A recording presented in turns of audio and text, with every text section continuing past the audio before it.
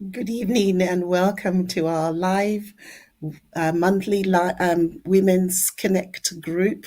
We are going to have a wonderful debate about hair. The theme is Don't Touch My Hair. Today, I am joined by a group of ladies who have lived experience and professional experience as well, and I'll let them introduce themselves to you.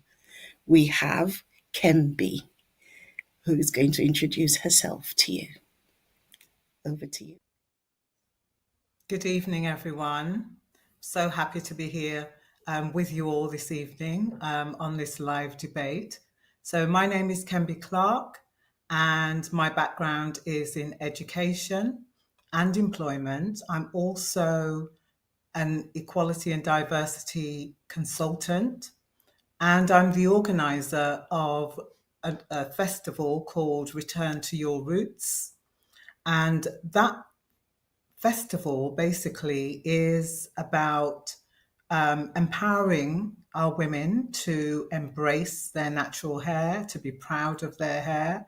It's about self acceptance, it's about self care and self love. And I'm also a natural hair stylist and loctician.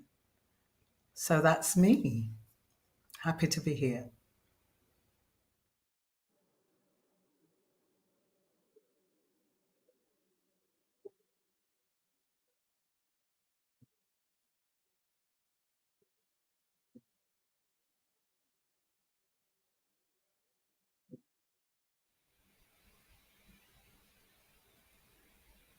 Lovely. It's really interesting that we've got all these exciting um, experiences to share with all of you. The other person we have on is Steph, and I'll ask Steph to introduce herself to you. Hello, everyone. Good evening. I'm Steph Risdon. First of all, I'm a wife. I'm a mummy for three children. And I suppose I'm here this evening to give a perspective on mixed race hair. I'm not an expert, but I have lived experience and experience of raising children who have very different hair textures. I'm also a senior social worker. I've been a social worker for many years and a real strong advocate actually for anti-racist practice and challenging things such as microaggressions, which can include people inappropriately touching our hair without consent. So yeah, really excited for the debate this evening. Now I'll hand over to Verona. Hello. Hi, I'm Verona White, and thank you for inviting me to be on Connect. I'm really privileged and honored to actually be here. Now, I'm a hairdresser. I do a lot of high profile people with hair. I am a wig technician. I've got a company called Afro Hair Growth Challenge where I encourage people how to look after their hair um, and to really embrace it. So, whatever hairstyle that you do have, I encourage them how to basically use the right oils. I'm also an author of two books. One is about DIY recipes, so that's using purely organic um, products to make up your own hair butters, your shampoos. And also, I've done a children's book basically teaching children how to embrace everybody's hair. So, whether they've got afro, ginger, or whatever hair you've got. So, basically, about inclusive to everyone. And I've been doing hair for 35 years, still enjoying it. And yeah, that's me in a nutshell. And I'll hand over to Rosemary. Thank you, Verona. We'll go back to Aaliyah because I think she was just coming on when I spoke. So we'll go back to Aaliyah so she can introduce herself.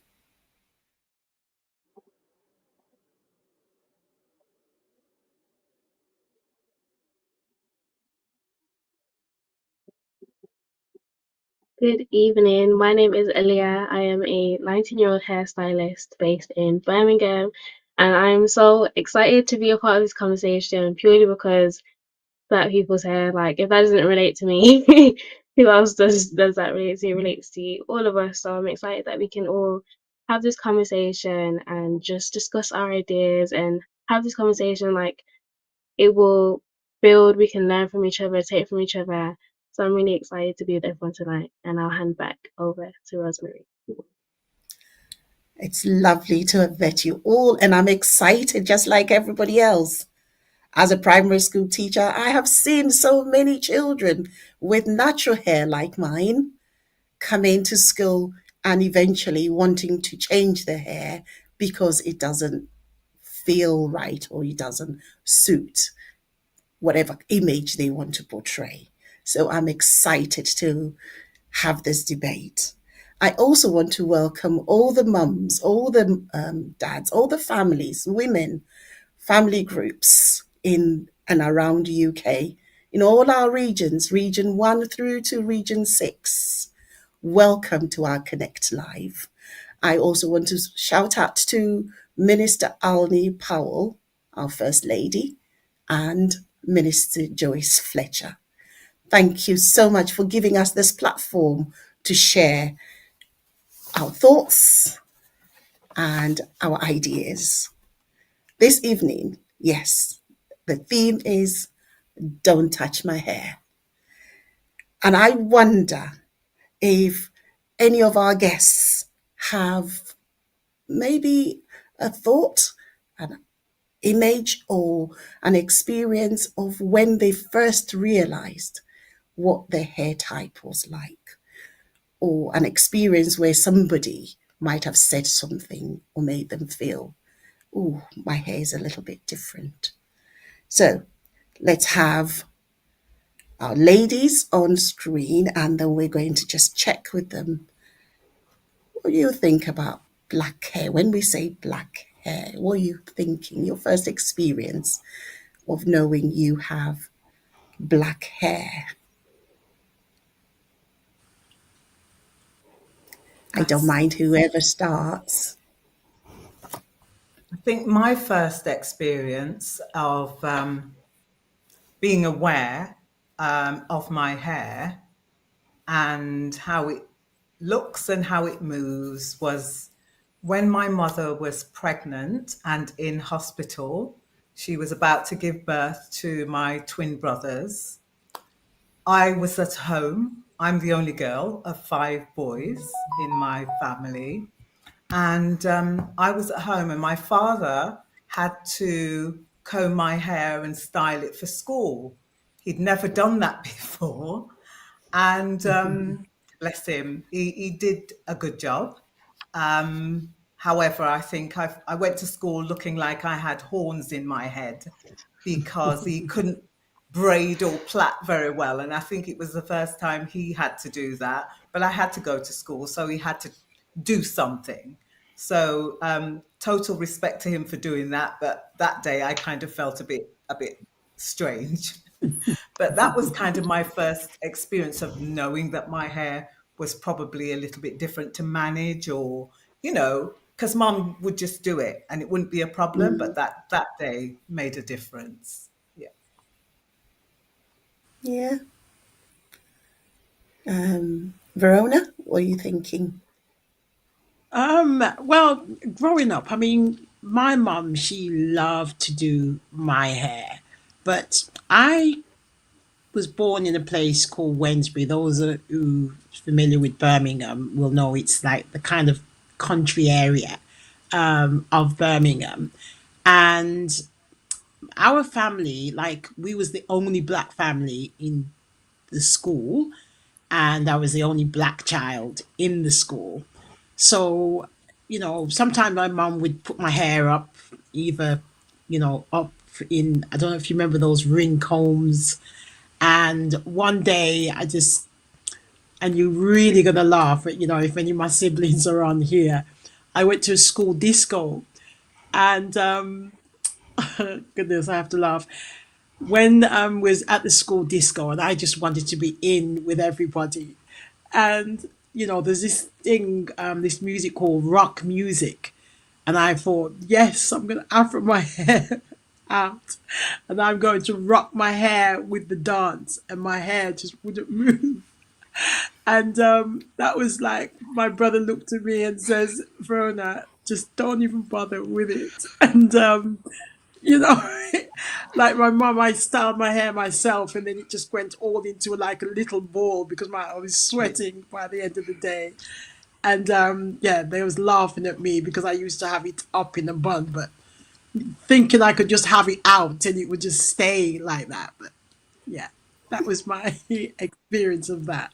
So we laugh up to this day about it. But that's why I was intensely wanting to get into hair, because there wasn't nobody really with my hair except only when we went to church. But yeah, those are my memories that stick out, about my hair. That is just one that I resonate. It resonates with me. Keeping my hair, trying to make it move, but it doesn't move. Oh, Elia, what do you think? Well, thankfully, when I had my afro out and I shook it, it did move. But one of my earliest memories was my cousin coming over to style my hair, and she would bring her kids, and it would literally just be like a whole family gathering just for me to get my hair done. And I just remember like being so excited to see like the final results and to like run in the mirror and just see all these different patterns just in my hair. And I was just like always so excited to like get my hair done. So I'd say that was definitely one of my earliest memories of getting my hair done. Thank you so much. And that sounds lovely. Something to look forward to. What about you, Steph? I think my earliest memory was every evening my mum and dad would have me and my two sisters sat down, and they would comb our hair, grease our hair, and plait our hair. And both of them would do that, mum and dad. And then in the morning, they would take it out and then do it again. I did ask mum about that recently, and I said, why didn't you wrap it so that you didn't have to do it again in the morning? And she said she didn't know about wrapping it. She didn't know about covering it. So she'd take it all out and put it all back in again. So they really took really good care of our hair. But I did notice, compared to my school friends, that at the end of the day, their hair was still like slick, or their hair was in position in the style that they came into school with in the morning. Whereas mine wasn't. I like had some like fray bits, and I'd think, oh, why isn't it neat? Or sometimes in school photos, I'd see that it wasn't as slick as it was in the morning. So that's when I noticed maybe that I was different to my school friends in terms of my hair. It's interesting, there's things that stick into our minds about our Yeah. experiences.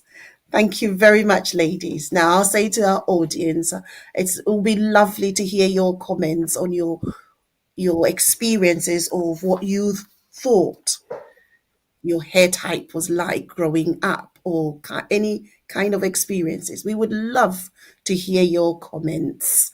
And so please go ahead, put a comment in, and we'll share comments as we go through the evening.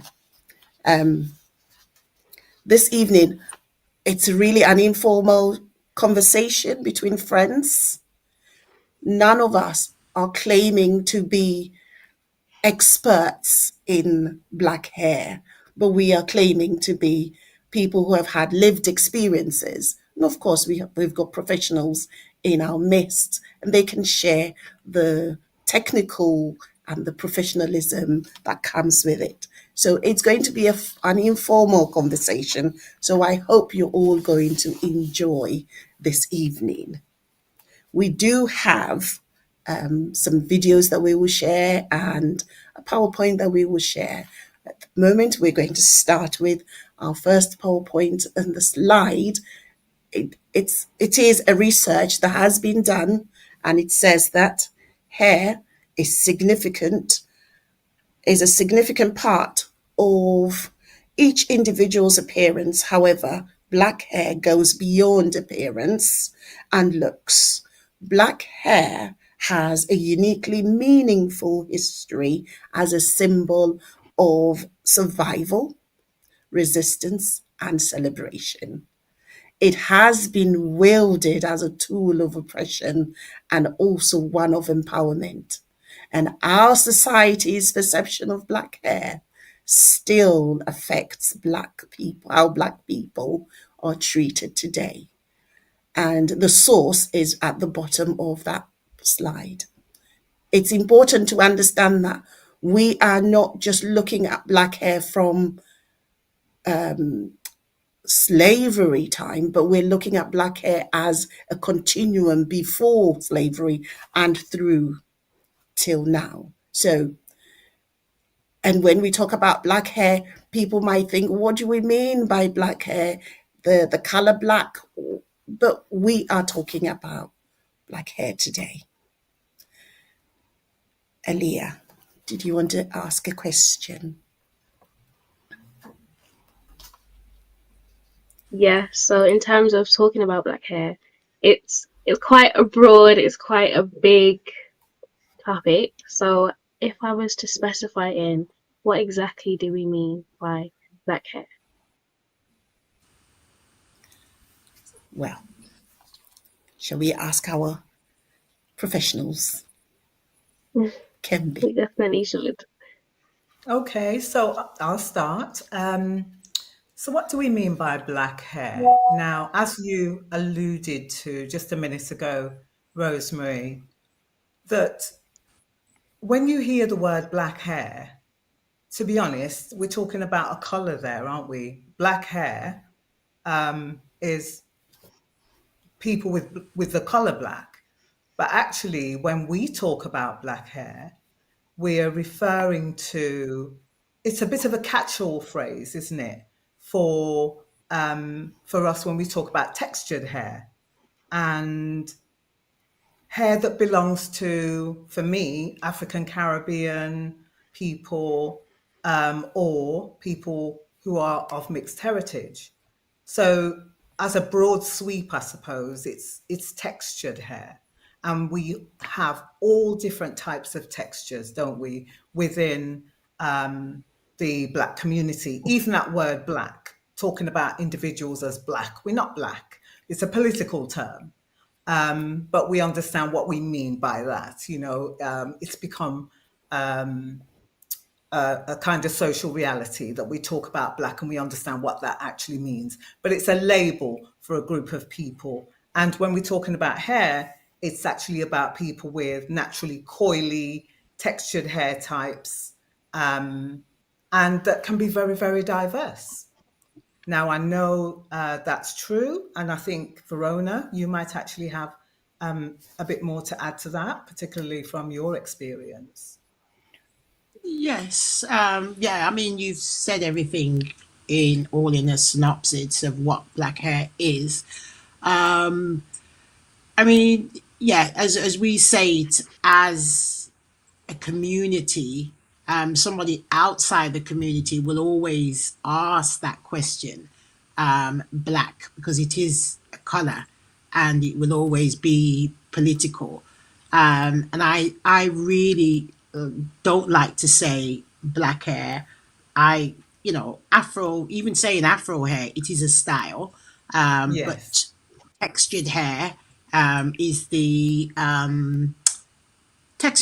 right terminology to use. But I suppose black might be like a short phrase to use. But what I've, been very conscious of, because, I teach, children and people who are now over the last few years have been interested in the way our hair works, is try and use textured hair, or if they say afro, then they'll know that this is the style of curly coily hair. So yeah, I think what we have to be conscious about is, who are we, we loosely say it, who are we saying it to? So if we teach, like for instance, the children, say, right, black hair, they'll grow up thinking this is it, and then it will just spread wider and wider. So I like to say textured hair. or afro curly hair, because that could be anybody that's got that type of hair. So yeah, but can be, you said it in exactly how it is. Yeah. Aaliyah, do you feel your question has been answered? Yes, I appreciate what Veronica said in terms of referring to her hair as textured. That way, if anyone is missed, like they're not, and that's kind of inclusive. So in terms of talking about texture, or whatever texture someone has, that is included in how we, use our language and how we use our terminology. So I like that answer. Thank you. Thank you very much. Steph, I wonder if you have a comment to make on black hair. It's interesting because we are getting some comments come through on Zoom actually, and I thought this would be an ideal opportunity to just share.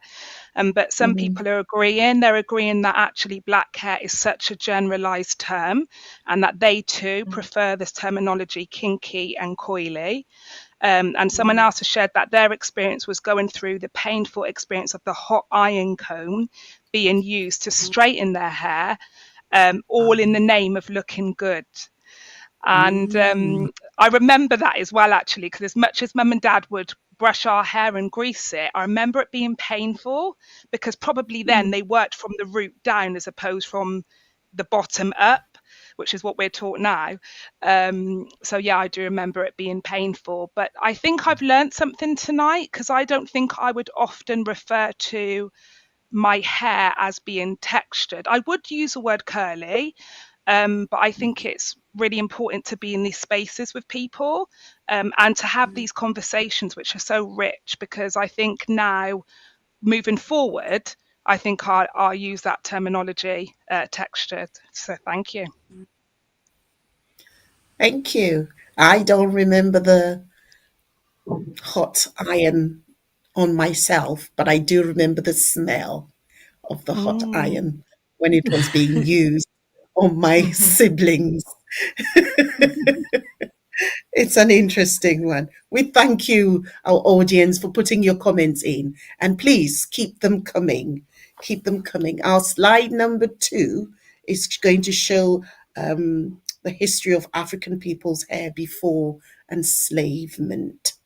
And it shows that long before enslavement, we were keeping our hair. Our hairs meant such a great deal. The history of our hair extends far beyond the era of slavery.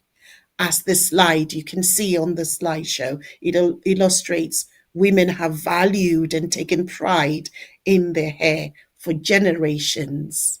And take a look. I mean, there's all types of styles and designs.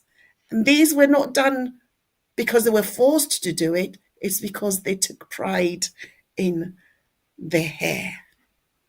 Again, any comments you have, please pop them in the chat and we'll share them with our audience. We have a video now about black hair, history of black hair. So we want you to watch this video, and at the end of the video, we would like you to put in a word, whatever word it generated in you. Put it in the chat and we'll share those words. It could be a description of something. It could be a feeling you got from watching the video. Please, we want to hear your thoughts. Our panel will also share their thoughts after the video. Let's go to the video and hear your. For centuries, our hair has been a way to express our creativity and culture. But imagine if it meant the difference between life and death.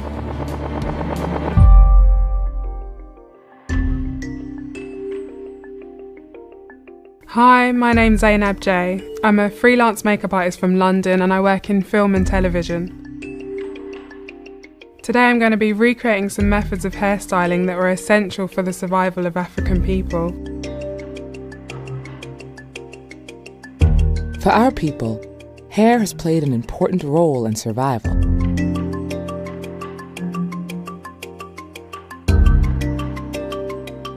Our ancestors would place rice, seeds, and sometimes gold on the scalp between two sections of hair.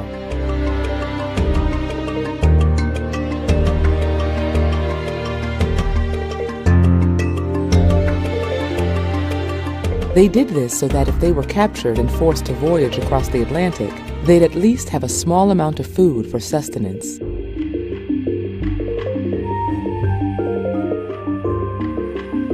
The technique was also used if they were planning a brave escape. Seeds and gold could help them build their new life. Finding out that people hid food in hair was really a shock to me, but I also wasn't surprised because I don't think there's a style that is more meaningful than braiding. It's been used for so many reasons throughout African history. It makes the style even more meaningful, even more powerful, gives me even more of a reason to wear braids proudly. I've been lost and I've been found, but I know someone who light my way. Raise me up and show me the way, 'cause I know right now we found our place.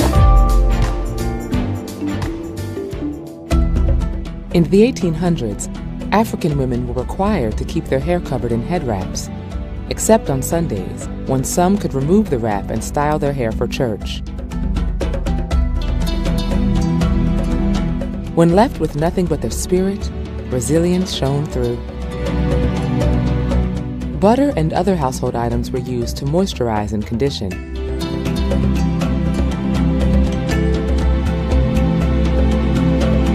With no combs or brushes available, they'd use wool carding tools to comb through tangles. It wasn't much, but it was one little moment when they could feel human again. They'd even use bacon grease for hair care and protective styling.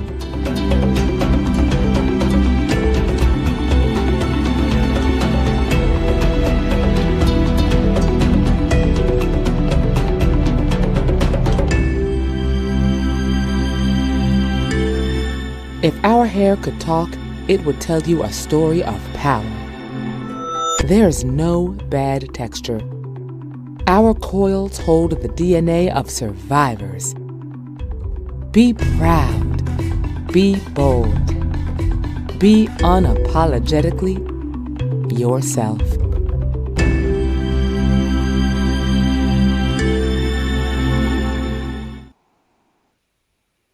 Wow. Wow. Amazing. How do you feel, ladies? Well, Elia? I just feel, goodness, we are so blessed to have hair the way we have, and we stand on the shoulders of women who really took pride in their hair, and it built a community of love between them. Because when you watch that video, I mean, you know, I'm a hairdresser and we all had hairdressers. Doing hair for someone, it, I don't know how, it's quite emotional actually, of what they went through, knowing that just using just normal butter, like when we look at our margarine tub and thinking, goodness, this is what they actually used to know that, right, my hair needs this. And we get all posh and thinking, oh, we know we don't want to use this or don't want to do that. But they use whatever they had in hand. And, you know, we look at, you know, the way how they used to hide food, and cornrow their hair for maps. It's a real, goodness, honestly, it's, you know, I you know about it, but when you think of this is how they hid their food, you know, just to get, you know, a bit of rice or just to know where to go. They really have gone through a lot, and you know, our ancestors, we really have to be so grateful, and take a minute, every time we do something to our hair or fuss about our hair or say we can't be bothered. What they did has really paved the way for us, and I'm will forever be eternal grateful. Don't know what you think can be. Yeah. Yeah, just Mm, reflecting on that. Totally agree with you, Verona.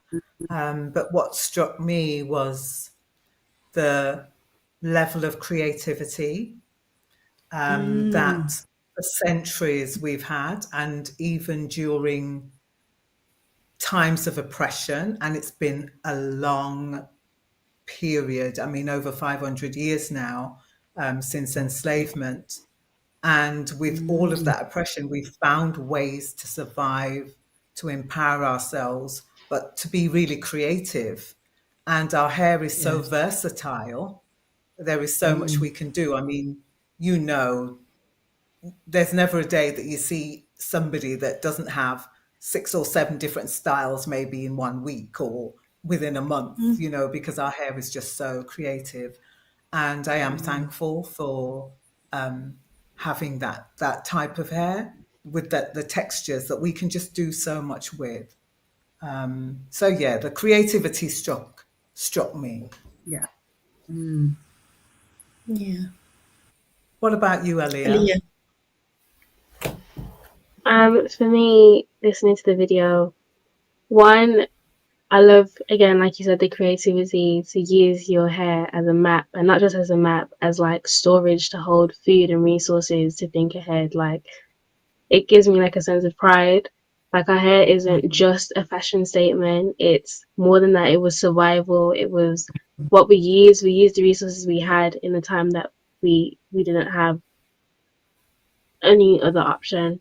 So for me, it's just mhm, very empowering, and it's like a not an ego boost, but like an ego boost, just in the sense of that, like, wow, we didn't have it, but we made a way regardless. So it's quite empowering, I would say. Yeah. Yeah, it is. Steph? I love what Aaliyah's just said about an ego boost. I'm like, yes, girl. Your hair is your crown and you should rock it and be proud. Do you know what I mean? Like, let's just own it. I have a friend and you know, I love it when she's so creative, like you said, and she wears her hair in so many different styles. And I'm always saying to her, please wear your hair out. Please, you look so gorgeous. Please wear your hair out. She's like, Steph, it's a lot. I'm like, yes, but it's your crown and you're gorgeous. But yeah, I love that you said it's an ego boost. I think what really struck me, two things. One was the carrying food in the hair. That was new to mm, me. I didn't know that. And that's probably the fourth time I've seen that video. And every time I see that, I feel moved, sad. mm, But also, I feel like it's really beautiful and clever. It shows how much knowledge and resourceful, because that's what survival looks like, that you have to use all yeah. the resources at hand to survive. And I think it's incredible that your hair can do that. And I think there was a comment made in the video about there's so much power that's held in our hair, or the hair can tell a story. And I think, you know, as life happens, I don't know, some people, trauma, losses, bereavement, stress, Mm, sometimes that's carried in our hair, and some people would mm, just shave it off and start again because our hair mm, carries so much. And that could be positive and beautiful part of your journey, but it can also be the hard times in our lives. Like if we're stressed, maybe our hair's more likely to be thin or to break. yeah. And I just think the hair is more than just hair. It's like a real, Mm, I don't know, representation of everything that's going on internally in our body. It's so deep and so complex and so wonderful all at the same time. It is. It is. And like you, like all of you, I felt really moved to think for me to survive, I've got to use my hair in a way that will mm, allow me to survive. And knowing that in during slavery, they didn't have the products they needed, so they resorted to using whatever was available to them. In a clever way, they've rebuilt themselves. Yeah, I think it's really, really empowering.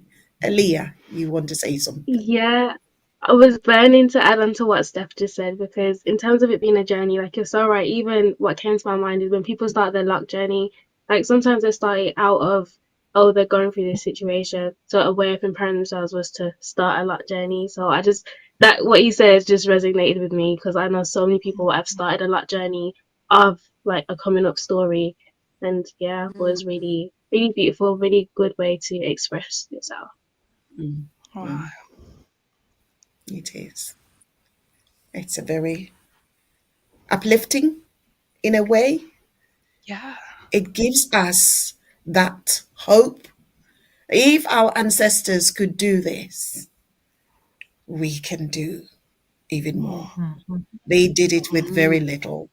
We can do Yes. more, even with our hair, whether it is treated or not treated, or locks or whatever we can do. I remember when I first came to the UK, I had in my hair chemically treated, so it was all straight and curled. I would go to the salon regularly.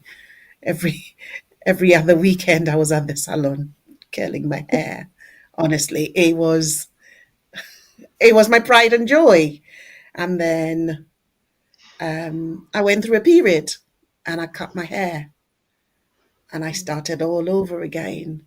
And then COVID hit, and I stopped going to the salon, and I put the Duke on. It's all a story. The hair can tell a story of what the body is going through, and that's what that video is showing us. I am touched. Touched. Mm. Yeah, I am touched. Yeah. So I'll turn it over to Steph, because she's going to talk about the slides 3 and 4, I think. Yeah, so here in front of us, this displays the different hair types that have been mentioned today. If you'll see, we've got from 1A right through to 4C. And then I think there's another slide. Again, it's like a visual representation here, really, of the different types of hair that we have and how that may look visually. And I suppose my question to the panel is, are there any hidden or obvious messages associated with different hair types? I'll hand to Kemby on this one. Okay, thank you for that. Definitely, there are different hidden messages, I think, in different hair types. And it's a shame because sometimes the fact that we have different hair types, we should just celebrate, because it's diversity, it's variety. But actually, and historically, different hair types seem to carry with it different types of value. Straighter hair, because of kind of European standards of beauty that we've been taught is better, seem to be valued more than people with coily, kinky hair. And we've actually got into this place where we talk about good hair, bad hair. And the bad hair is usually what's referred to are the tighter coils, 4C, at the other end. And I'm not sure, Verona, you probably remember, but I've heard so many times in the past, growing up as a child, parents referring to their children's hair as like bad hair, or you got bad head, you know. And that those kind of messages, they're not even hidden. We talk about hidden messages. They're not even hidden They're out because there. what you're communicating to that child is that you're not valued. Your hair type isn't beautiful. And then as children grow up, they internalize that stuff and then maybe want to change their hair. They probably want to chemically change the curls, or they might look at somebody with beautiful, bouncy, curly, straighter hair as and longer hair, because that's another thing, length and texture, Mm, or type is a thing that they then kind of envy that because that's what's seen as beautiful. So there are definitely messages about your worth, your value, and your beauty. How beautiful you see yourself. And personally, I've kind of gone through that myself. And I know mm. lots and lots of our friends. We used to try to find ways to make our hair straighter. Do you remember the Vaseline? I think I'm going way, way back. All right. Yes. Knowing my age now. The Vaseline and the different types of hair oils that we used to paste on the hair and really try to Mm, flatten it. But if you go out and it's damp or you get wet, then slowly it just started to rise, right? So it defeated the object. And I think we're yes. still struggling with that now in terms of, Mm, our different textures being inferior or not as acceptable. I mean, even in the workplace, we're talking about this. So there's kind of texture discrimination, yeah. and what it actually symbolizes for us. So there is something about, and I embrace natural hair. I'm a natural hair Mm, advocate because I think whatever hair you have, it's beautiful and it kind of suits who you are and your look. And talking about locks, Aaliyah, I'm a loctician and I've dealt with locks over a period of time. And when women decide, you know what, I want to lock my hair, and they might bring a photo to say, this is how I want my hair. These are the locks I want. I have to say to them, based on your texture, based on how your hair is, it might not look exactly like that, but do you know what? It's going to suit your look. It's going to suit who you are. And that's actually been a theme throughout. And yeah, hidden messages that we are still trying to overcome on this journey to self acceptance, and identity. Verona? Yes, I totally agree with that. I mean, goodness. I mean, over the last, I'd say, probably about last couple of years since Black Lives Matter, um, Mm-hmm. we're going developing a little bit more where we're seeing presenters, because I do a lot of like people who is on TV and music. I do a lot of their hair, and they're starting, and we're in 2025, to accept that okay, it's okay for you to be a newsreader and to have braids, or it's okay for you to have a little bit, of texture, but there's still control. A friend of mine, Michelle Leon, is advocating World Afro Day, where she's got it in Parliament for them to change the law and not our hair, because there's been too much too much discrimination. And Mm-hmm. like me even writing this book, I was going to write a book. I thought we need more black books. But then what I said I need, and it starts from our children. I mean, with us Mm-hmm. adults, we're already, there's a lot of things that we have to change. We went from the light skin, dark skin to good hair, bad hair, and we still have to adjust, because even us with type 4 hair, we're still looking at people with larger curls and said, oh, their hair's good and our hair's bad. It's all about managing to make your hair, bring out the best of your curls. But I think, yeah, going back to when I read the book, I said we're not just going to have a black book, even though, yes, we do need it.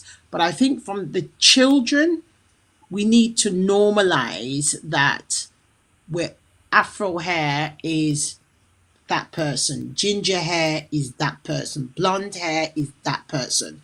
Because I think when we ostracize, even though yes, we've come a long way. We have to normalize it. And I think the more we kind of embrace, I mean, yeah, I've got a wig on yet today, but I'm thinking, the more we embrace and normalize and they see that we're accepting, who we are, then they can accept. And Yes. it's kind of answering questions because a lot of the time we're saying, oh, why are you asking it?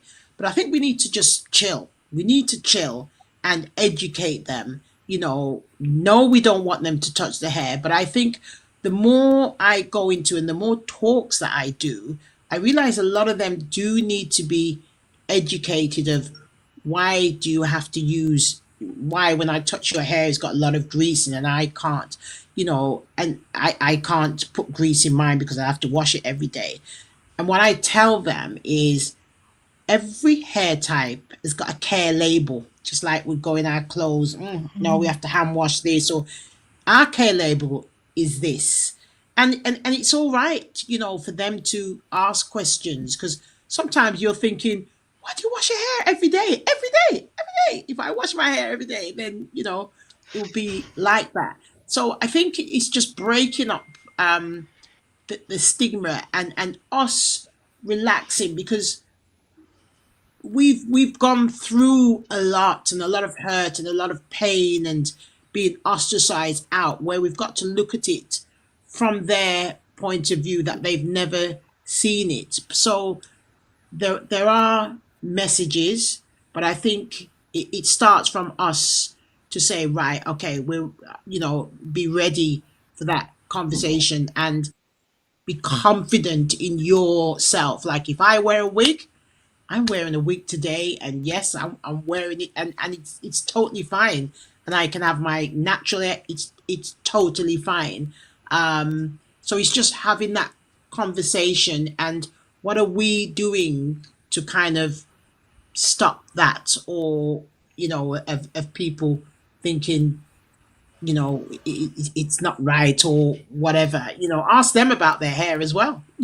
So yeah, there's a lot of messages where we have to address it. Yeah. To you, Rosemary. Thank you. It's really insightful, and to know that our textured hair has been labeled depending on how coiled it is or how straight it is, just so somebody can say this is good hair or this is not good hair. It's up to us to change the narrative, change the story that we tell about our hair. Go on, Kemby. Yeah, just a quick point based on what Verona just said as well. And it's about, and this is really important for our children and our little girls and our boys, to be honest, to really ensure that they're loving themselves.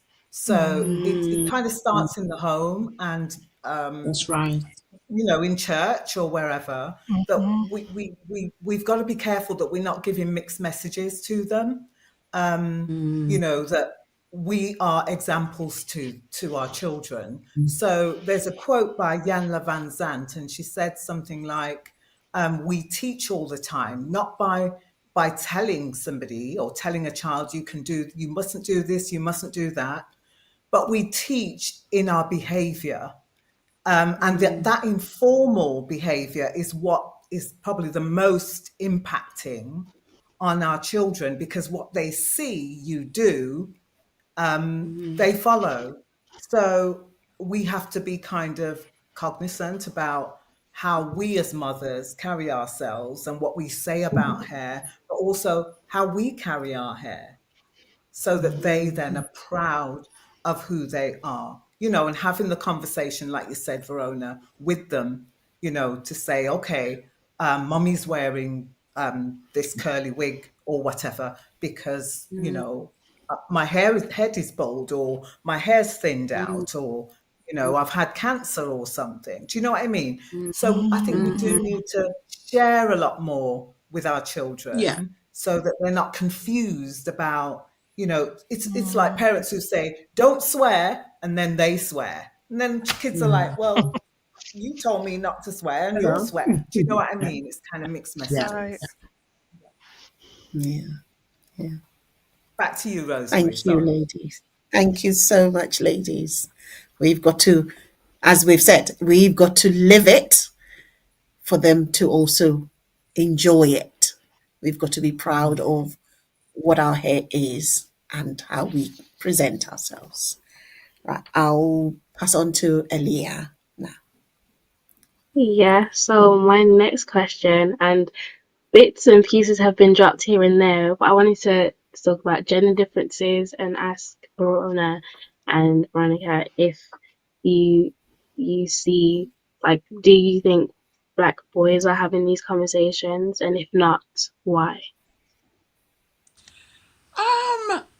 I'm not sure if they're having the conversation. I mean, men, they embrace their natural hair.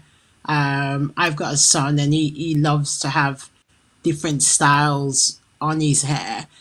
I think, obviously they're not going to straighten or anything like that, but they're getting more conscious about their hair care.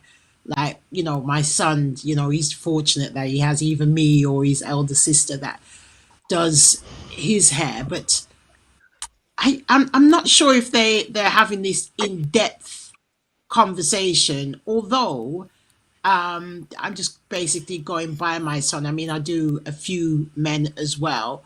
They are, they want the length and everything, but they are who they are. They'll either have their short afro hair or they'll have it braided. I mean, they're getting more into style and everything like that. But I think that they just love their hair. That there's no issues about, oh my goodness, somebody's gonna think I've got natural hair or I have to go and change it. They're more bold and they are who they are. I think it's us as women have are really, challenged about, having our natural hair. I remember I went through a period when I had lots of relaxers, and then I started this group, and I felt, my hair, because my mum passed and my hair just fell out, and I want to organically grow it back. And I just said, I'm gonna have, natural ingredients in my hair. And when I had my hair out, even though I had it natural before, I went on the bus and I thought, oh my goodness, people are looking at me. I actually said to myself, I felt so unkempt. I'm thinking they're looking at me where they wasn't looking at me, but there's like a voice in my head telling me that I'm not groomed enough, I'm not good enough. And it took me some time to really embrace that actually, if this is not me, this is actually me, and until I felt more relaxed in it's like it's fine. This is you. It's not going to get any better or any worse than this. This is me. So it's kind of like if somebody's scared to embrace it, I think you've got to do it amongst friends and then break out, because it's all right. We're saying, right, let's embrace it, but there's got to be steps to it. But yeah, going back to the question, I think men are relaxed about their hair, and I don't think they're having in-depth conversations like us. Yeah. Mhm. So yeah, that's it. Okay. Thank you. So I actually think that on the one hand, they definitely are a lot more relaxed. I do Mm, feel for our boys, for example, that celebrities, footballers, and sports people actually set the trend for them.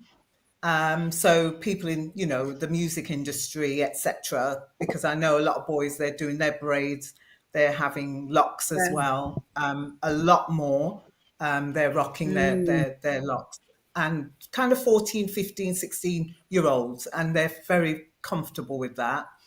Um, they're more they're more kind of into themselves at the moment, so they ain't bothered about what girls are doing. But yeah. actually, I think there is something to be said about our men, that there is probably two camps. There are men who love women with their natural hair, and there are men who also love, however women present with their wigs and their weaves or That whatever. way. Um, there's been quite a lot of debate on Instagram, in particular, with interviewers asking people, "Oh, what do you prefer, etc." But I think it is important that our men are clued up and understand the politics of this as well, and how women relate to what they think, because I know for sure that many women want to style themselves in a way, their hair in a way that they think men are going to find them attractive. So that too can be quite confusing. And it's important for our men to understand the struggles that we go through with our hair. Mhm.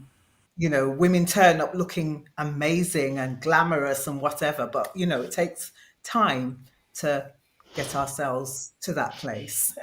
And sometimes they don't appreciate what women actually have to go through. But I agree that we spend so much more time than our brothers do, because it's more acceptable for them to rock up looking, the way they Yeah. do with short hair, etc. So yeah. Mhm. Can I Go just on, add to what? Verona.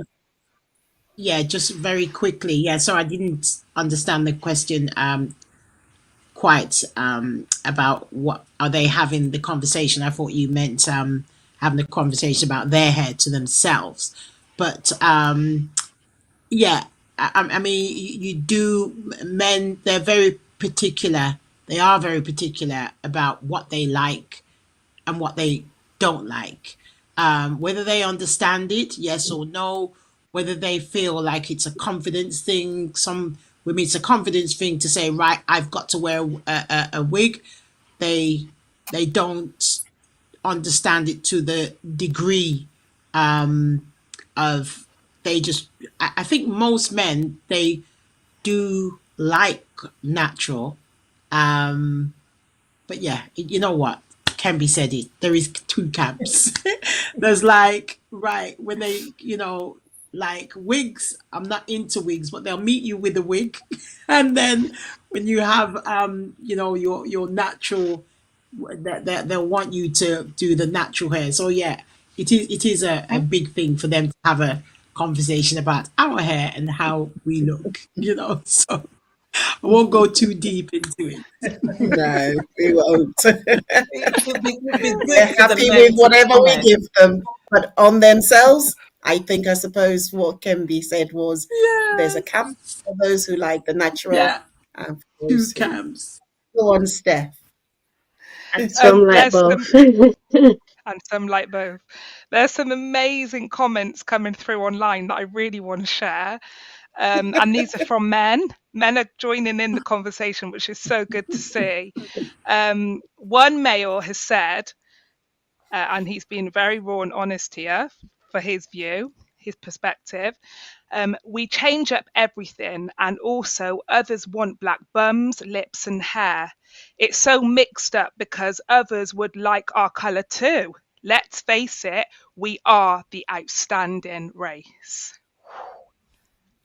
Can I say I love that? As my Another Go daughter comment. will on. be like, Yeah, yeah, yeah. I work at a college, and a lot of the time, my boys come in with their do rags, or between styles, I've had to advocate for them so that they are comfortable. It's not hood, it's care. That's nice. Big up. Could the tight coils of black hair act like natural antennas, absorbing the transmitting energy from the environment? Yes, definitely. Powerful. Interesting. Powerful. Was coiled hair designed not just for heat protection, but as energy shield for the brain? Men are more conscious of hair, how their hair looks. When they are ready, they get it cut off and do something new. So when I said, I think black men are shaving their head to avoid the grey hair or falling out. I know some men that they say they're falling out in patches, so they just shave it off. And then someone's put, actually, my husband is saying that men are more at ease with their hair, but he did recently cut all of his locks off as it served its purpose. That's beautiful. For him, it served its purpose. And although some men are still fussy with their hair, and I would add to that, I think I've got a 16-year-old and he gets his hair braided. I can't, he's not blessed like the other mums here who can do their own children's hair. My sisters can, but I can't. So we pay hairdressers to do his hair, I'd say fortnightly or monthly. It costs a fortune, but he's very proud of his appearance. And he really takes the time to take his hair out, to wash it. And then he'll take himself to the hairdressers for them to do the rest. And he's really proud of his plaits and his appearance. But he did say to me that when he's washed his hair and he goes to school, there are two reasons why he didn't like wearing his hair out in an afro, because my son's hair does go in the shape of an afro, is because A, he said the teachers would touch his hair, and B, he said it would shrink and then comments would be made by other children about the shrinkage of his hair. That same comment, don't touch my hair. Yes, exactly. So, and Exactly. it's knowing that somebody's in your space without your permission. That is what it is. It's invading. Yes. That's right. I don't blame him. Mhm. Mm. Any more comments in the comment section that we could have? There are lots of comments. Do you want me to read some more? There are I am lots of comments. so glad that our Yeah, audience are finding this debate, they're you know, loving it. interesting. They're loving it. They're really Yeah. loving it. Someone's put, are hair glues and relaxers quietly disrupting hormones and fertility in black women? I like that Is that a question. And I'm question? pretty Well, It's a sure, question. yeah, I'm pretty I sure we're think going to touch on that. Go on, anything. Aaliyah. Sorry. Go on. Yeah. Aaliyah, go on. Yeah, I'm pretty sure that we was going to touch on that question later on in the program. So Later whoever typed on. that Yeah. one, Okay. yeah, we're coming. We're Hold, coming. hold tight. Whoever typed Hold that one. tight. We'll come back to it. Okay. Yeah. Right, Steph, you want to show us the other slides? Or Okay, yes. We have slide 5 and 6. So here we have UK statistics. Some of you may be able to just read them yourselves, but I'll also read them out aloud for people who might struggle to read online. The UK hair care market, Great Britain, was valued at approximately 1.7 billion in 2019. Black adult women in the UK make up only about 2% of the adult population, but account for around 10% of the UK hair care spend. Black British women are estimated to spend approximately £168 million per year on hair care products. Wow, I didn't know that. The term hidden texture tax has been used in the UK commentary to describe how products for Afro-textured hair can be more expensive, with specialist products being notably higher cost than mainstream ones. and availability challenges. For example, one source found that only around 1% of our UK salons in a given region could readily accommodate afro or textured hair types despite significant demand. I believe that's true. And then we have Only another 1%. slide. Only 1% in regions, in some regions. Um, So and these are then your we have, sources. Yeah. okay, these are the sources. I don't think we need to read those out, do we? No, you don't. Wow. Yeah. If black adult women make up only 2% of the population, and yet we're spending that much, hmm we we are really stretching ourselves. hmm hmm And the And market is growing. I'm sure when the statistics was taken, it was 10%. It's probably gone up by now. It's an interesting field of information. so we have two questions on the back of those slides, really. One is, why do you think the disparity in costs in hair products for Black women exists? And then at the same time, you could also answer, is this difference the cost of quality or an economic entrapment? So first of all, I'll hand to Verona. Yeah, thank you for that question. Years ago, I mean, I'm 21, but years ago, we had Dax, we had Blue Magic, we had just a few things. We didn't have all of these shops. And I think people have really taken it on because they know that we have to have these products, and they've increased the price, and they've given us a lot of choice and a lot of shiny labels and a lot of different smells, and we've fallen for it. Um, I've written a book, DIY recipes, and I think as a community, we catch on with different trends and things that are happening, and then we just carry on with it.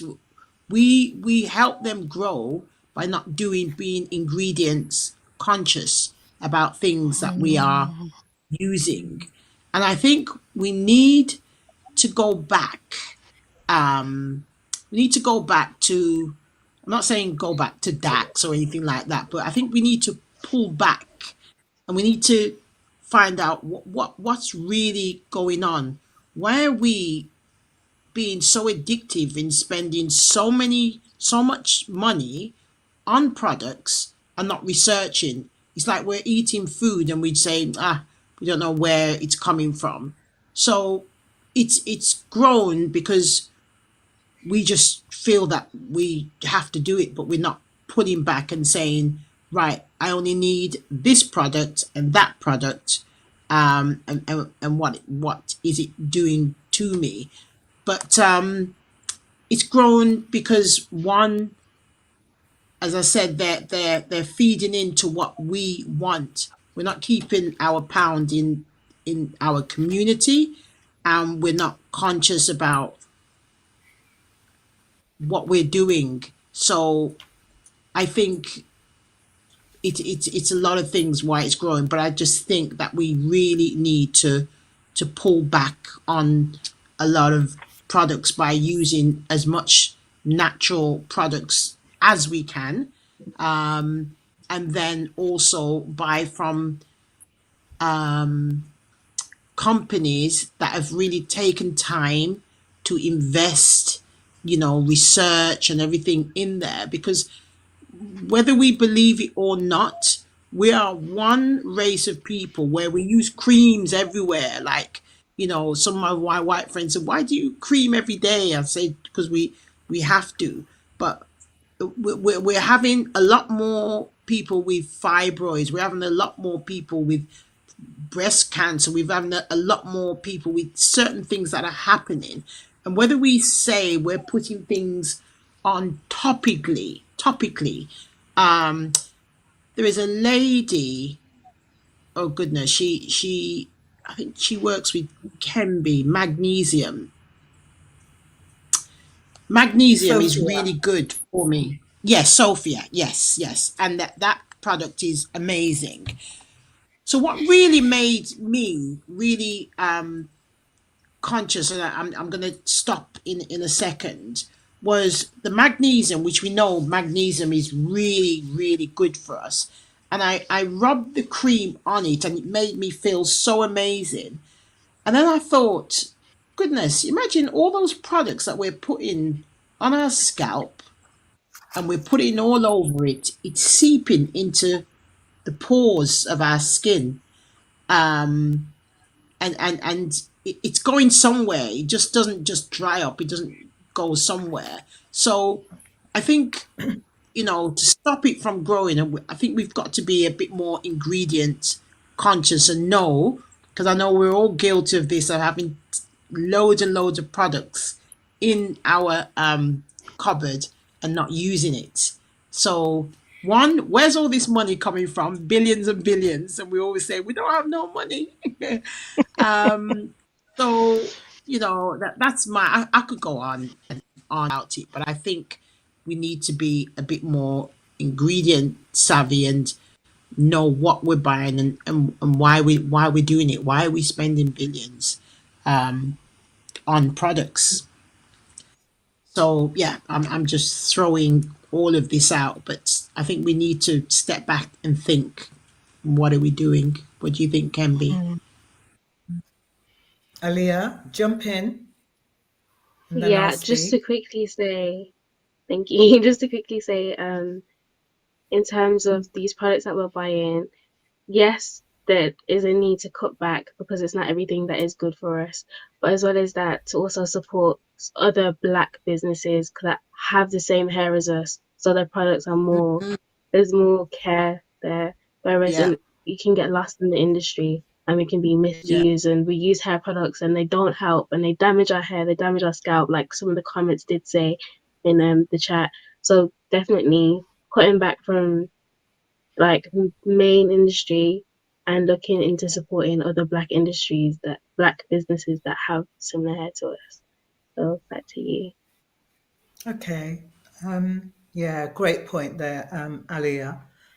I think this is really a really important area to think about.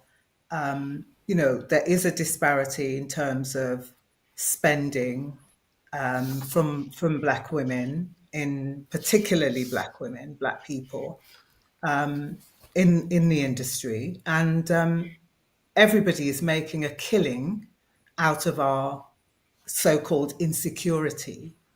And the point that I wrote down here now was that we've been sold an illusion of beauty.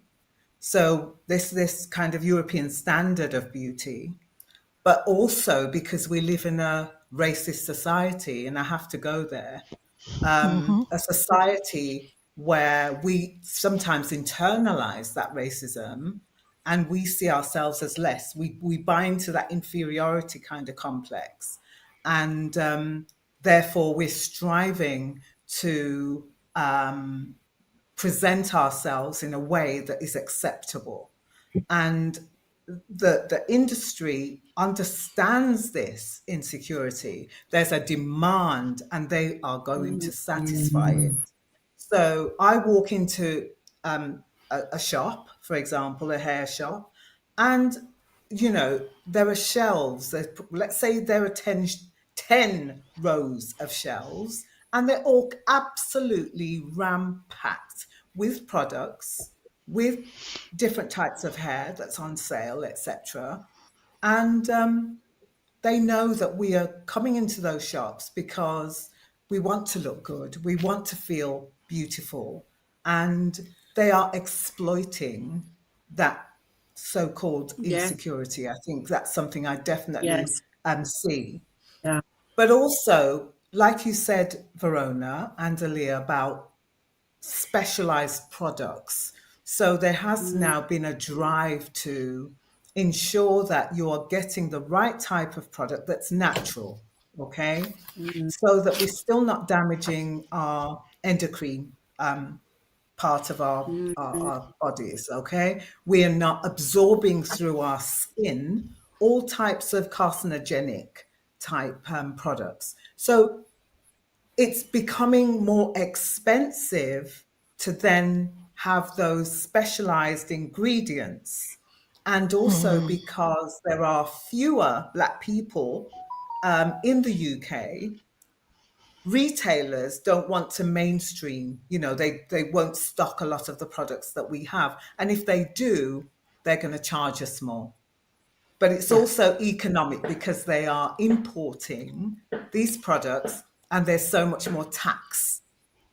I remember importing some hair products from America, and I just could not believe how much tax I had to pay Ridiculous. for, Yeah. in customs to actually clear these products. So then when I sell it on to my customers, they're paying a ridiculous amount.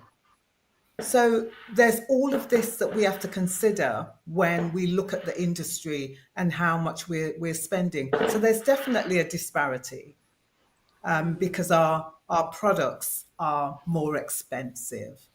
And even if they're not in terms of the ingredients, there's a belief that they can tax that texture tax, yeah, because we will go out and buy this stuff.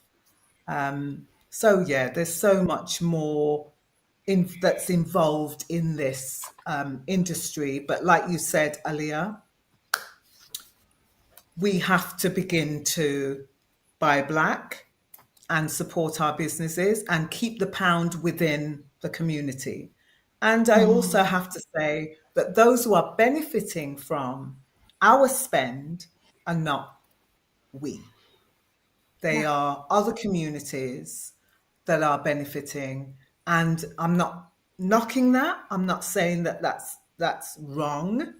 But what I'm saying is that we've got to get our act together and Mm, together build industries, support yeah. the cottage industries, the smaller organizations and companies. So at the festival that I do called Return to Your Mm, Roots, it is also about showcasing the smaller businesses, that's right. people Yeah. like Sophia, people like yourself, Verona, Mm, women who are producing their own products. So you've heard of Nyla, for example, Nyla's yes. Yeah. products. That's a massive range. She's Amazing. now advertising Yeah. on TV. Yeah. Um, Yeah. there's so many that are out there, to be Mm, honest. I think what would be useful is to produce a list of Black-owned businesses that are providing us with the quality of ingredients, like you said, Verona, that are going to be better for us. So, we're mm, not ingesting and taking in carcinogenic products and that kind of thing. mm. That's really, really important. But can I just add to that? You know what I really would like to see? Just like our ancestors, how everybody came together and we saw that they used this butter, and I'd really like to see a community of us, like just probably the simple things like, the shea butter and the different oils, of us kind of getting together and mixing them, because I do some DIY classes, and having, there might be 10 women in your family, and you're mixing that together and saying, right, this is, we've all come together, we're going to, get some shea butter, and the different ways of actually doing that in small batches, and having that, and getting back to saying, right, okay, there's certain things that we can't use, like for instance in my book, I've got a recipe about shampoo with aloe vera, where just simply putting it in the blender, putting a little bit of oil in, put a little bit of peppermint in there, and washing your hair with that. Straighten and washing hair. There's so much simple things where I think we over dramatize. Oh my God, I've got to put this and I've got to put this, and it's so simple. Even getting like your conditioner, and you're thinking, well, you go into a shop like in America, you can get an array of products just in any pharmacy, and there's a lot. But sometimes you can't here, and you're probably getting the European one. How about us doing something? And I know it's probably scientific and whatever of diluting it. I think we need to go back to basis and really understand that it's not about us spending 20, 30, 40, 50 pounds on 5 products. If you've got all girls in your family, it's a lot of money. It's a lot of money, and I think if we create, these little classes, right, how much of us can put together to buy, shea butter? I mean, it sounds like, oh my God, you're going back in the day, but if you can't get hold of products, like we did in COVID, there's certain things that we've got to do, and we've got to equip, ourselves with knowing and having some basic knowledge for basic things that we can do. And before you know it, it'll become innate, and thinking, right, if I'm not buying from Nyla or Big Nannies or whatever, this is what I am going to do, of being self-sufficient in our hair product. Yeah. Yes, can be. Yeah. I think also we need to be mindful that we are not being misled by this desire to achieve a particular look, that sometimes we know we're not going to achieve it, but we are Yeah. being sold the idea. So I see on YouTube, for example, it's a drive to sell product as opposed to a real desire to help people to Yes. identify what's best for them. So I see, for example, some of my clients who have bought so many different things because they've been told this is the best thing to get your hair in this style or this shape, or to look a certain way, and their cupboards are full of product that they've used once, and then it's, go into the bathroom. And I challenge anyone on listening, actually, go into your bathroom cupboard and have a look at what you've got in there. How many different brands and different creams and different hair products have you got that you've used once and thought, that didn't work? That was a load of rubbish. And it's like, people aren't really telling the truth. It's a drive to sell product, particularly on YouTube. And it's about understanding what you can achieve with your hair and what products are best for your hair. I think that's really important, or else we'll just be spending and spending and spending and spending. It's like you're throwing money into a bucket with a hole in it. Thank you, And ladies. mentally, what when we look at that mentally, what is it saying about us? When we really look at it, we buy. It's we're being addictive We to we just we buying. just we like taking care of our hair, and we're Yes. always looking for products that will be good for our hair. We try different products. I think that's what it's saying about us. There's nothing wrong in wanting to look good, but it's the manipulation that comes through Yes. advertisement. Yes. That's right. That is Yeah. what is wrong. That's right. Yes. Yeah. That is what is wrong. It's not us wanting to look good. There's nothing wrong with that. No. Who Yeah. is Go on, benefiting Steph. is the question. Yeah. Go on, Steph. There's a question, I think it's quite fitting because I do keep seeing this advert, but somebody is asking, is Botana oil good or just a new fad, like Verona was explaining earlier? So what do you guys think about Botana oil? Go on, Kemby. Rona, Okay, can I Candy. go? So, Yeah. but batana oil is good, but are you getting the real batana oil? And this is the Mm. problem. Okay, so if you look at Amazon and you'll see like 10, 12 different sellers. If you look at batana oil and the color of it, sometimes it's so light. Real batana oil is so dark. Okay, but you Mm. also have to know where you're getting it from, because do you Mm. remember when aloe vera came out as a fad? Mm, You know, mm. Mm. Black people have been using aloe vera or single Bible, as my parents used Yeah. to call it, right? For Single Bible. years, for years. And then all of a sudden it caught on. So Fashion. aloe vera. And then everybody got into aloe vera. Every product was like, oh, this has got aloe Aloe vera. And vera. it might have had like 0.5% of aloe vera. So it's exactly the same with batana oil. It's like the next Mm. best thing. And everybody now Mhm. is mixing up a tiny bit of batana oil maybe with so much more that we don't even know what it is. Selling it for like £8, £9. That is not real batana oil. It's very expensive. Do you see what I'm saying? So it's like people are Mm. capitalizing, and as you said, Rosemary, just kind of jumping in on the market, trying to make a quick buck. So we have to be quite Mm. savvy, really, about what we're buying. But it's who do you Right. trust? Yeah, it's who do you trust, right? Mm. I'll just move us on because we've been on that question for quite some time. So I'll move us on.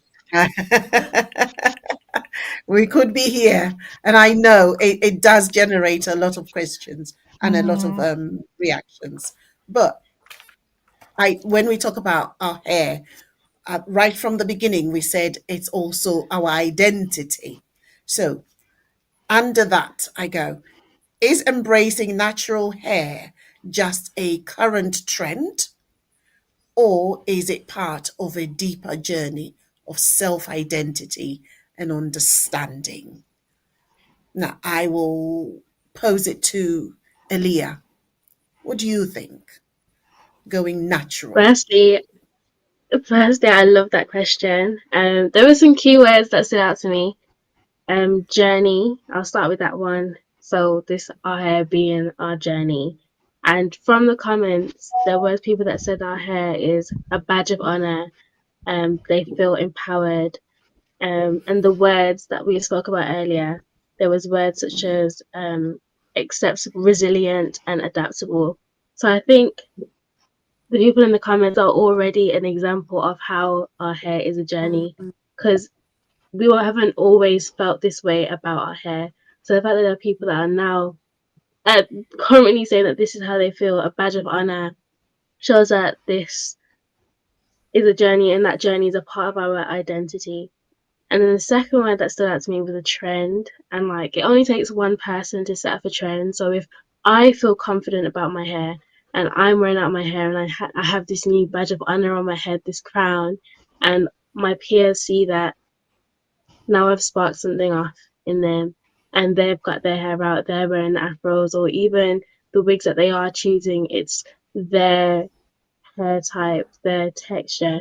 So, and which I have been seeing a lot in today's society. And I do believe that our hair is not a current trend in the way that's like, oh, I'm just going to do this because everyone else is doing it. But I would say it's a trend in terms of a newfound self-esteem, a newfound identity that everyone is moving towards, and I'm really happy to see that in other people and also in myself. So I would say, yes, it is a trend, but not in like a follow fashion sense, in a higher self-esteem sense. A self awareness trend. Um, Kemby, what do you think? Yeah, I absolutely love this question as well, and this is kind of all that I'm about. Um, the Return to Your Roots Festival was born out of women, maybe about like 15 years ago, women coming together.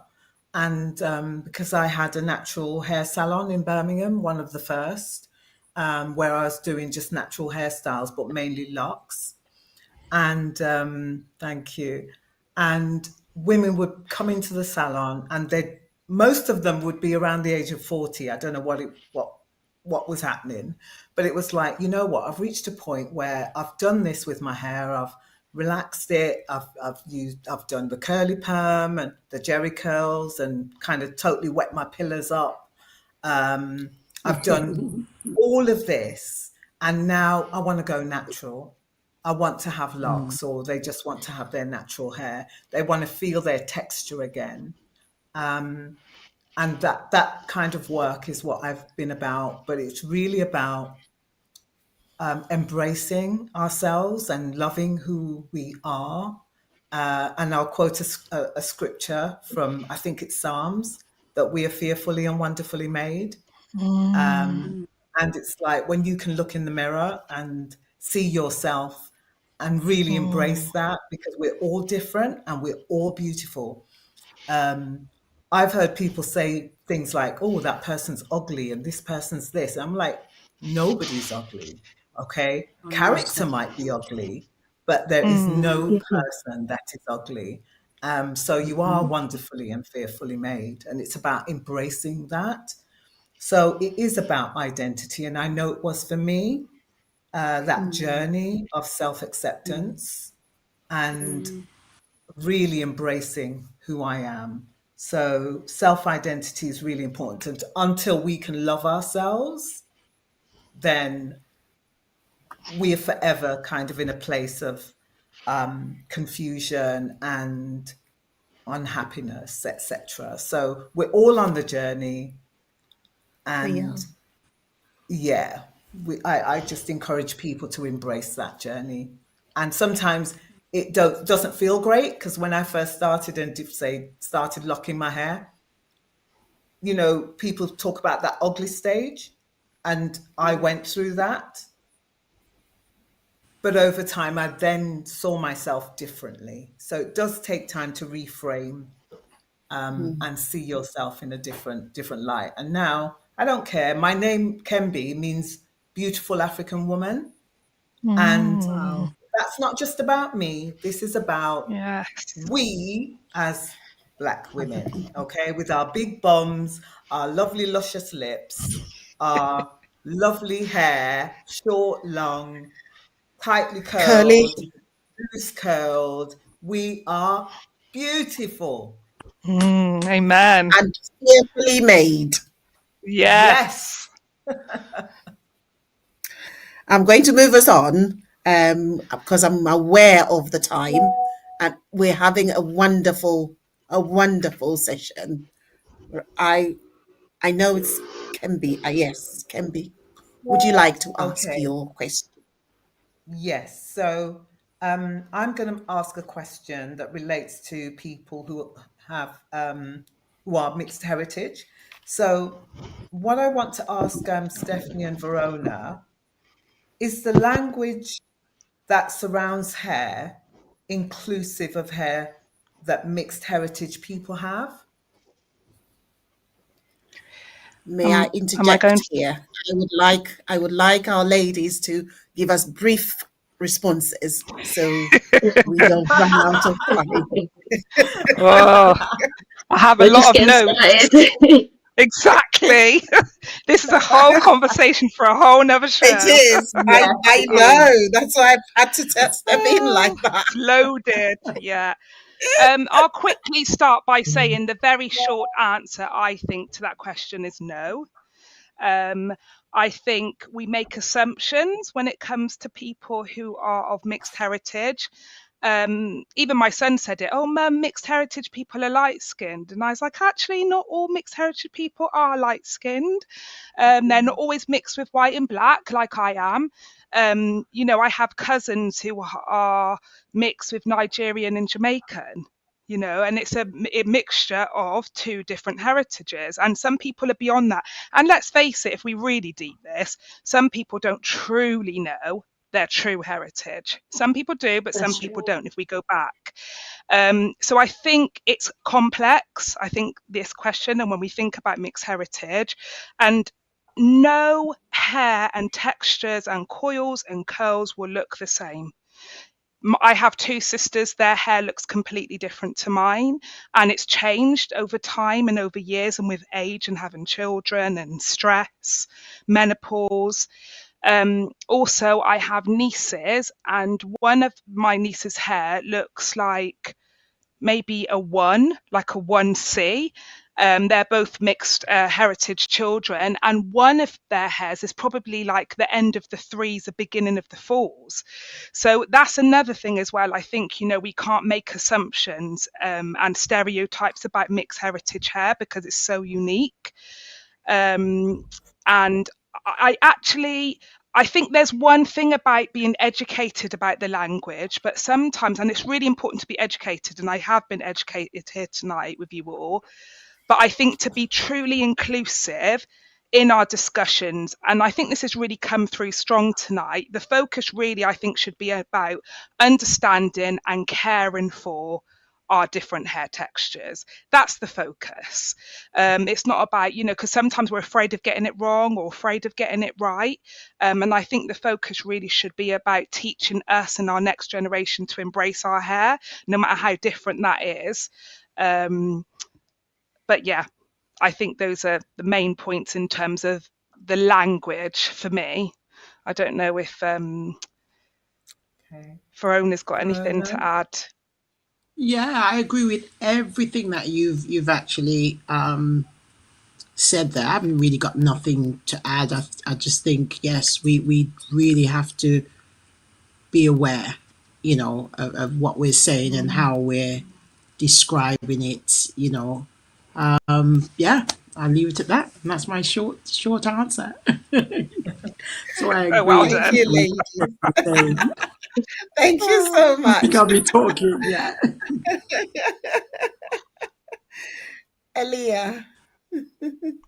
Yes, just before we run from mixed heritage, I have another question for you, Steph. What would you say are some of the issues that people of mixed heritage are facing when it comes to the debate of hair? So again, I'm going to try to be quick, but this is huge. Definitely, I think a quote was made earlier about the high streets and there only being one hairdresser in the region or something. I've experienced this. So I live in the countryside, and I took my daughter into our local town. I washed her hair and I just needed it to be trimmed. And I went round so many different hairdressers, opened the door and asked them. And some of them says, walk-ins welcome. You can just walk in, don't have to make an appointment. And they say, oh, no, sorry, we don't do her hair. I was like, well, what do you mean you're a hairdresser? What do you mean you don't do her hair? Oh, no, we can't do her type of hair. And it broke my heart because I thought, we went into about 3 hairdressers, and normally I'd make an appointment with hairdressers that we know and trust. But I just thought, what message does that deliver to her?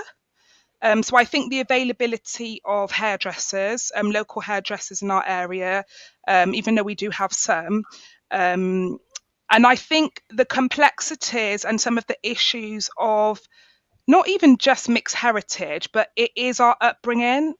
And sometimes there are parents, whether they're black, white, or other, sometimes they don't have the knowledge, the expertise, the experience, or the skills to care for our hair. And it's all trial and error. So my mum said to me, she'd walk into black hair salons and say, can you help me? Can you teach me how to care for my daughter's hair? And the reception she had was so rude and dismissive. Unfortunately, like, oh, you're not going to make her hair look white. Like, what do you mean? Like, quite dismissive. It wasn't like, oh, well done. Yeah, of course we can teach you. She wasn't given that reception. This was in the 80s. And then she said it was trial and error. And so sometimes she might talk to my aunties and get some tips. Or she said she'd walk into their hair shops and just buy lots of different products to see which one worked for our hair. And again, all of our hair textures were different. So not one product would work on all of our hair. So I think it's really complex. And I think there's also something about I'll end on this point, even though there's lots more points, but I'll end on this one because of time. I think for mixed heritage people, there's this battle of where do we belong? So we don't belong in the white community. We don't belong fully in the black community, or we haven't in schools growing up because they're like, you're not black. There's also been mixed messages as to, oh, you think you're nice? Oh, you're stush, you think you're nice. Well, why do I think I'm nice? Oh, because you got the good hair. So growing up as a child, we're thinking, what? We didn't understand. Obviously, with age, I've understood, and with exposure and experience, I've understood what people mean. But I think there is a responsibility for us as mixed heritage people to crack down maybe on that narrative and kind of emphasize that we all have beautiful hair. You know, the Bible also says that we are God's masterpiece. So it doesn't matter what our hair type's like, how coily or curly it is, we are all God's masterpiece. And I think it is about us educating that. But also, I think an acceptance of who we are as mixed heritage people, in that it is really complex, and there's a lot of battles that go on right from a child right through to adulthood about where do we fit in society and being accepted. Thank you. It sounds really complex, but that's why we're having this debate. And it's understanding and accepting that, yes, we have different hair types, but they're all gorgeous. They're all beautiful, and we can care for them. Now, we're going to listen to a poem. Ladies, please listen to the poem and comment afterwards. And our viewers, our audience, I would like you to, as you've been doing all along, also listen to the poem and then make your comment. We are coming down to the end, so we'll watch this poem. Here it comes. Code Noir, or Black Code, imposed restrictions on people of African descent in the French colonies. And in the 1700s, Louisiana's Tignon laws required black women to wear head wraps, deeming our elaborate styles a challenge to the social order. So this piece is related to that. Young sis, don't cover your crown. It's not for me to tell you what to do, but I want to encourage you to embrace the full you, the natural you, as much as you can, for you are more than a faceless, nameless consumer or a targeted social media user. You are spectacularly made in the image of God. You are the Imago Dei. He numbered all the hairs on your head. He keeps a tally of the ones that fall away. And I hope that number is low. I hope that the occurrences are infrequent. With habitual manipulation that the hair goes through, I hope the follicles and coils can withstand such treatment. Hairs that's pulled and glued and chemically abused can lead to disease, alopecia and receding hairlines. Continued tension may draw unwanted attention if there's no intervention with revealed but faded headlines. You know, our biggest hair problem is that society thinks our hair is a problem. From slave masters shaving heads or Tignon laws requiring scarves, past racist roots still bear fruit today. Modern day rules about natural hair in school continue to police our heritage and cultural identity away. Afro hair became revolutionary with the rejection of Western standards of beauty. Each strand grows towards the sun, its own powerful salute, but it shouldn't be out of the ordinary to wear our hair in its natural glory. There's still some misconceptions that many need to uproot. So young sis, take care of your crown, love her and show her TLC.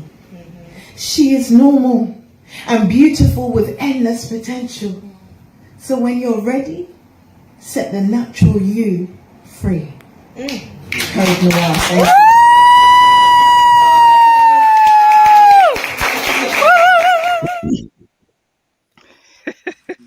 What a beautiful poem. Amazing. What a beautiful poem. Any comments, ladies? She Yes, said it, there wasn't was it, in one a lot. line that she said, too much tension would draw unwanted attention. And I was like, yeah, because with the slick backs and the hairline going back, it could draw unwanted attention. So I resonated with that line. It was really good. Yeah, yeah. Can be what? Any comment? Yeah, I think I'm just kind of summing it up, and really what spoke to me were two things. Hair discrimination is still a thing, even now, and we just have to continue fighting that. But also, she said something about loving your crown, loving your hair. And the thing is, if you don't love your hair, it's a part of you. How can you love yourself without and hate that? And I think there's like a contradiction sometimes within us, that we love ourselves, but we hate our hair. So we're forever trying to change it in some way or Change it. hide it. But I love what she said about, embrace your crown. Steph? Yeah. Exactly the same. Embrace your crown, love your crown. On the good hair days, the bad hair days, the days where like, oh, just love it all. I love that. Verona. Yes, and go on loving. I always say to people that we must talk to our hair. There's a book by Lorna Jones that says if our hair could talk. So the more you hate it, you'll have a tendency not to treat it good. But it is loving your Yeah. crown, and for the ladies that want to wear wigs, is not get addicted to just not seeing yourself, but it's all about love. It is all about love. It But it's a is. brilliant, brilliant It poem. is. Oh, ladies, we've had a wonderful chat. We've had a good evening, and we thought, oh, there won't be enough time. Definitely, there's not enough time to go through all the questions that we had. But have you enjoyed it? Oh yes, Yeah, I Absolutely. have definitely. enjoyed it. Any more comments in the comment section, Steph? Yeah, we had lots and lots of comments, but also we had some questions. Someone said, as a black woman with natural hair getting grey, what natural things can I put in my hair? I don't know if we've got time to answer questions, or do you just want me to read them? Well, if we can get one answer from either Steph Okay, or one either answer. Candy or, yeah, can be all Verona. An answer, a quick answer, and then we'll move So on. So I don't think we'll have the time. Was that what natural stuff? Natural hair that's going grey. What Okay. products can we put So in? my quick answer is you could rock it. Okay. You could rock your grey. All right. Which is something that, we've been talking about and having conversations about. Again, why we're trying to change it. And I know I'm going through that myself. I'm like 65 and my hair is beginning to go grey. And I've got that struggle, but I'm kind of rocking it. But also, there might be some natural dyes that you would need to look for. Okay. They're few and far between, but I think you can find some. Thank you. Thank you. Lovely. Any other question in the comment, or just I thought this was a beautiful comment. No point caring for your hair if you don't care for your body. Your hair grows from your blood, and your blood reflects what you eat, drink, and think. Oil can't fix dehydration, and growth is from within. beautifully Some said. poets. Yeah. Yeah, Beautifully said. Whoever stunning. said that, we needed them on the show.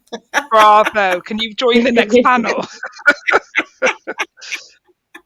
We have had a lovely evening. I wonder We'll start with Aaliyah, and then Aaliyah can pass on to Kemby, and then to Verona, and then to Steph. I wonder what your take from today, from this evening, has been.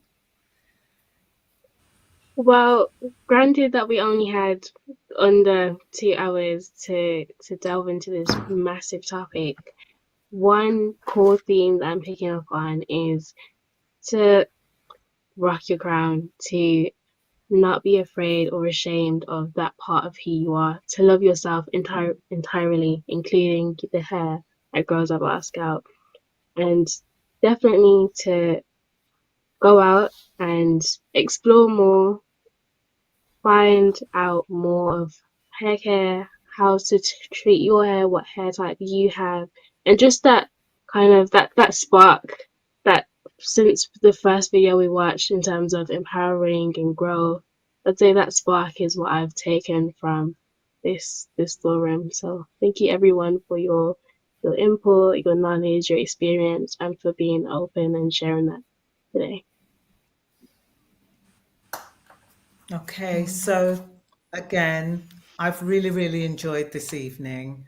It's just really flowed. And there are things that we still haven't said. We haven't talked about, products and what's in them and what to avoid and all of that. There's just so much more. But what we've shared, I think, is what we needed to share tonight. So I would just say embrace who you are, love yourself, and go on that journey to self-love, because it doesn't just come. It might take some time, but go on that journey to understanding who you are and embrace yourself. One of the things I've taken away also is that we do need to grow more hairstylists who can do our hair. As a loctician, for example, in Birmingham, there is such a demand for natural hair. At the moment, we are training new locticians because as I'm getting older, I'm getting weaker, and we need to grow more because the demand is too great. So that's something that's really important. And, I do deliver training in Birmingham for locticians, anybody who would like to learn how to become a loctician. And then just be vigilant in terms of the products that we use. Read the label, check out what you're putting in your head, even the braids and synthetic hair. Check out what we're putting in our hair because it can be damaging to our health. But thank you so much. I've enjoyed being on the panel with my other panelists. So thank you very much, and enjoy your self-love journey. Thank you. Verona. Brilliant. Yeah, I thoroughly enjoyed having this conversation. It's a wide topic. And what I got from it is just enjoying you as being you, like can be said about the scripture, that we're beautiful and wonderfully made. I have two daughters, and they've got very long natural hair. They absolutely love their hair, and they absolutely like wearing a wig if they want to. And I think, in terms of, I'd never say to somebody, just wear your hair and don't have that choice. I'd say have wigs as an accessory and not as this is my whole look forever and never see it. But what I got from it is just love yourself, enjoy yourself, enjoy looking at your naturally, where your natural self, where people are paying to have curly hair, like the Chinese, they're having perms to have natural hair. We've got it. We've got our lips where people are paying thousands and everything. We're absolutely Beautiful. beautiful, absolutely beautiful. We don't need Thank anybody to tell you. us anything. So that's what I Thank get, is you. just love ourselves. Yeah. Steph. Oh, tonight's been beautiful. I was so nervous about tonight, but it's been fantastic.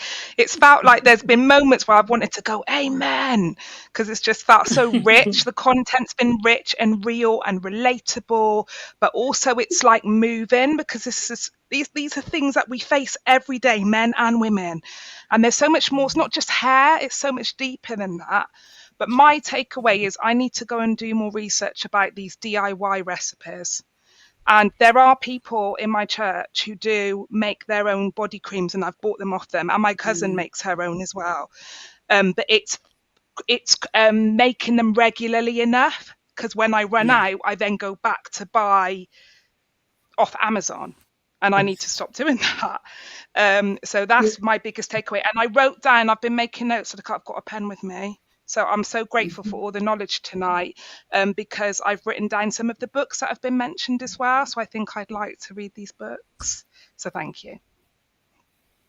Thank you so much, ladies. I have enjoyed this evening. I have learned so much about hair and hair texture and the kind of products you can use in your hair for my age and my grey. I can't thank you enough. One thing I take away is resilience. We, as women with thick, curly hair, textured hair, our hair gives us that resilience to keep going because it can be shaped in any way that we want. We can do any styles we want. So thank you. And I just want to make one announcement before we come to the end, because we only got a few minutes.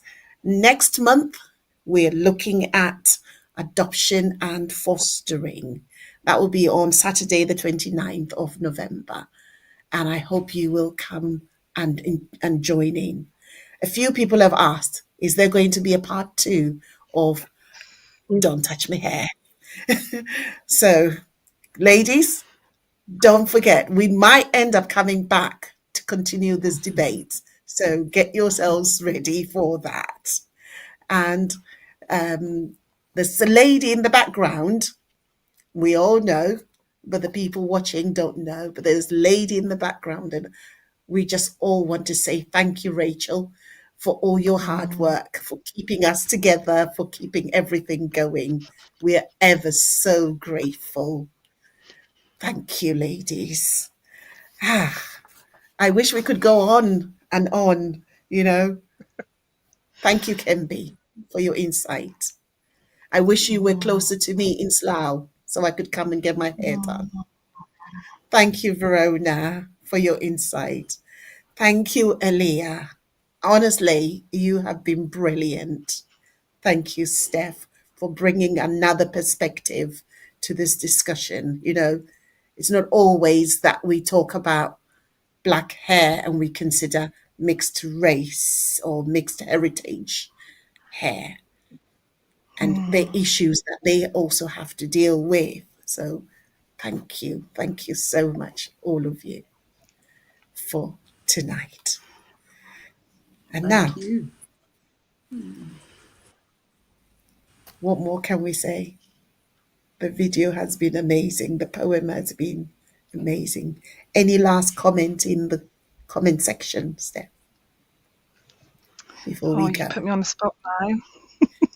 Just that before people we are go. asking when is part 2. Very interesting, helpful discussions. Thank you for this evening. Really good topic. We need to do this on a monthly basis. And Minister Joyce has said, fantastic programme. Well done, team. Thank you, Minister Joyce. Thank you. Right, we will end today. And I hope you've all enjoyed it. I know you have. And our audience, I hope they've all enjoyed this discussion. The next one that comes, we'll all be there and enjoy it together. Thank you. Thank you. Thank you. Don't touch my hair. Yeah. Don't touch me hair. We'll